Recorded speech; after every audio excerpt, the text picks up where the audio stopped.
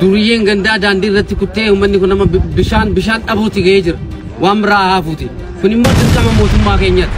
Kanaafuu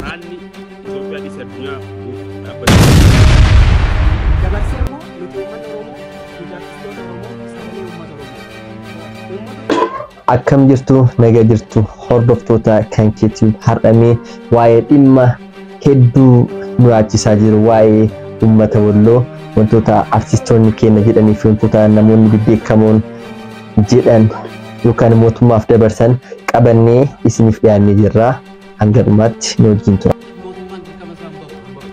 mootummaan amma agammaatti iddoo ga'een hafeef immoo saba isaatiif dibaabee kennuu qabu maaliif hin kennine? Duriyen ganda daandii irratti kuttee uummanni kun nama bishaan dhabuuti ga'ee jira. Waan biraa haafuuti. Kun immoo dirqama mootummaa keenyaati. Kanaafuu mootummaan jira jedhee maaliif saba kana hin baane? Oromoonni Walloo qe'ee isaanii irratti dubatan namni isaan gubees nuti nama ija tokkoon laala. Namni namummaa isaan haa kabajamu. Mootummaan dibaabee uummata dabarsee immoo nuti uummata Oromoo artistoota Oromoo sagalee uummata Oromoo. Uummata Oromoo guyyaa qophootuun kan halkan gurraachallee hin qaqqabu. Hamma hangochaa jiru homaa labsaan jiru. Uummata kanarraa duutiif jechaan haa dhaabbatu. Mirgi saba kanaaf haa kabajamuu jechaa jira. Uummata kanaaf nuti sagaleedhamu sagalee waliin nu haa jiraachisu boriftaan illee sagalee kaan. Kunuka akkuma argaa jirtan kanatti artistoonni keenya qaqqaaliin aantummaa uummata isaaniitiif qaban yeroo kamuu sa'aatii kamuu uummata isaanii cinaa akka dhaabatanii fi sa'aatii uummanni isaanii isaan barbaadu hundatti akka uummata isaanii bira dhaabbatan nu garsiisaa jiranii hedduu galatoomaa jennaan. Dabalatarra deddeebii akkaataa kanaan uumamuun isaa hawaasa keenya irratti darbe akkanaaf irra deddeebiidhaan ta'uun isaa sirrii waan hin taaneef wanni kun otoo furmaata akka kennamuuf ta'e qaamni salaallatuullee otoo waan kana akka irra deddeebiidhaan akkanatti ta'eetu waan hamaa ta'ee uummata keenya amma argine kanarra miidhaan ga'e kun akka irra deddeebine otoo furmaata kennamee fi maaliif al tokko qofa ta'ee wannoon jenne irra deddeebiidhaan ta'aa jira. Hawaasni keenya kun boqonnaa argachuu qabu. Boqonnaa akka argatu qaamni salaalla tokko otoo nuu godhee jennee yaadna. Wanni kun mul'achuu qabaa, dhaabbachuus qabaa. Maaliif miidhamni akkasii adaduma ta'een uummannis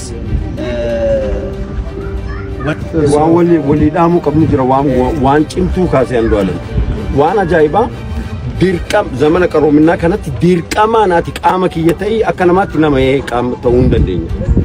Garuu fottoqii lafeerraa fottoqii natti as dabalamii waan hin taane kun waan dhaloon namaa kun hin liqimsamneef kana uummanni sunis kana beekuu qaban yookaan miliyoononni gamanaa argan kun gaafa warri hardhaasitti gaafanne kun galu wajji galanii gara itti deeman haa barbaadatan kana jala sararaa itti himaa. Namutu emotional ta'ee dubbata waan kana. Nuti akka artistiitti dirqamni nuti guddaan qabnu maalidha? Nuti baalaansiidha yeroo kamiyyuu uummataa fi namummaa fi bakka bu'uu qabna. Waraanni Itoophiyaa dhiisee addunyaa guutuutti dhaabbachuu qaba. Wanti namni wal waraanee wanti dhufullee hin jiru, faayidaan dhufullee hin jiru, nageenyi waraanaa dhufullee hin jiru.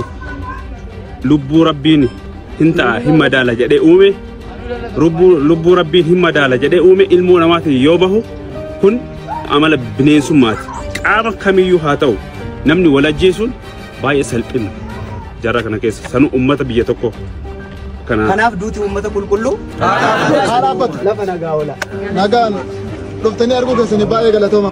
Kana fakkaata kaayaanni hanga ammaa artistoonni keenya uummataafis mootummaa kanaafis dabarsaa turan yaada babbareedaa fi aantummaa uummata isaaniif qabanis kan itti agarsiisan jechuudha. Hedduu galatoomaa nuuf jiraadhaa jennaanii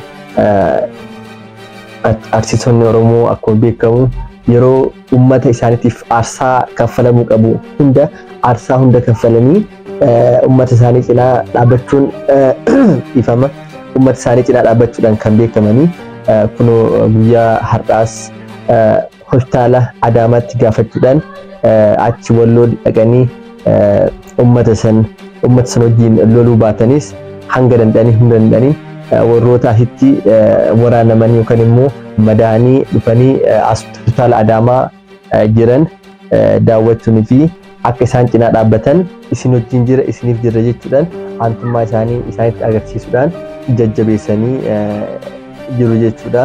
Kun hedduu nama gammachiisa jechuudha. Galatoomaa warroonni chaanala kanaaf haaraa taatanii jiraattan subscribe gochuudhaan maatii ta'uudhaan wantoota barsiisoo bashannansiisoo fi wantoota waqtaawaa ta'e argachuu dandeessu jedha. Galatoomaa.